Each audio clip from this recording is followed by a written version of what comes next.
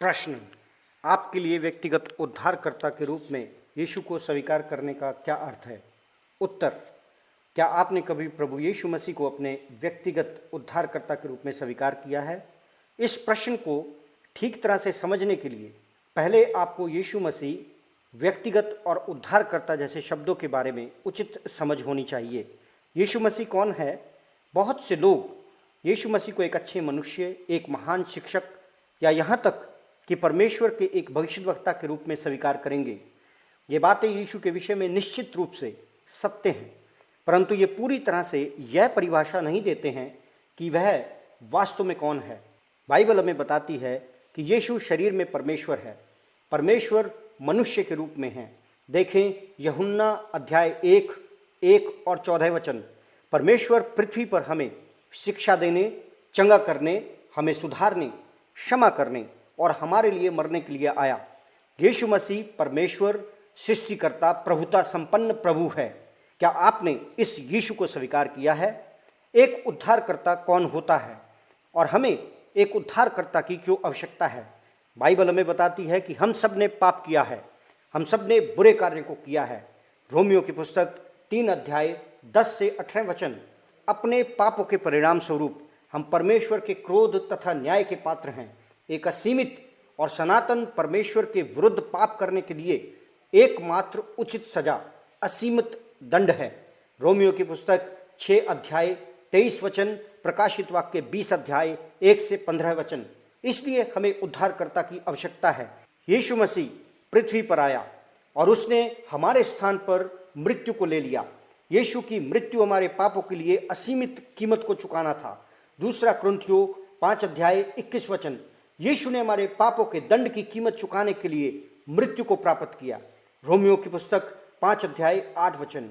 यीशु ने कीमत चुकाई जिससे कि हमें ना चुकाना पड़े।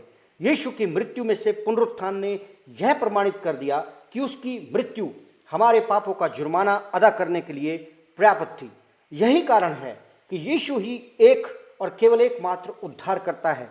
यूहन्ना का सुसमाचार 15 अध्याय 6 वचन, प्रेरितों के काम 4 अध्याय 12 वचन। क्या आप यीशु पर अपने उद्धारकर्ता के रूप में भरोसा कर रहे हैं?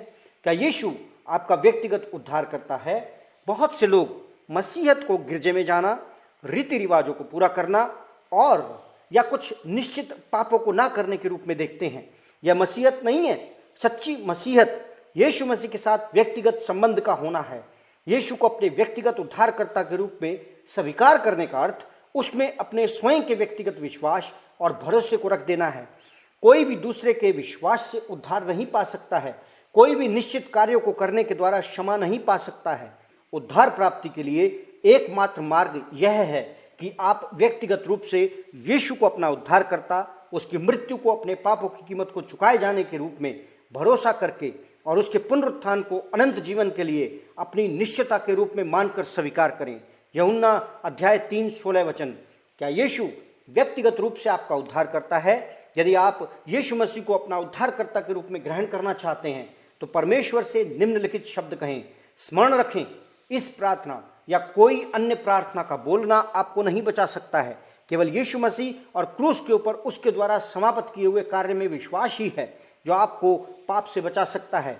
यह प्रार्थना उसमें अपने विश्वास को व्यक्त करने, आपके लिए उद्धार का प्रबंध करने के लिए धन्यवाद देने का एक तरीका मात्र है। हे परमेश्वर, मैं जानता हूं कि मैंने आपके विरुद्ध पाप किया है और मैं सजा का पात्र हूं, परंतु यीशु मसीह ने उस सजा को स्वयं पर ले लिया जिसका पात्र मैं था, ताकि उसमें विश्वास करने के द्वारा मैं क्षमा किया जा सकूं। मैं उद्धार के लिए आप में अपने विश्वास को रखता हूं। आपके अद्भुत अनुग्रह तथा क्षमा जो अनंत जीवन का उपहार है के लिए मैं आपका धन्यवाद करता हूं। आमीन। जो कुछ आपने यहाँ पढ़ा है, क्या उसके कारण आपने मसीह के पीछे चलने के लिए निर्णय लिया है? यदि ऐसा है तो कृपया नीचे दिए हुए मैंने आज यीशु को स्वीकार कर लिया है वाले बटन को दबाइए।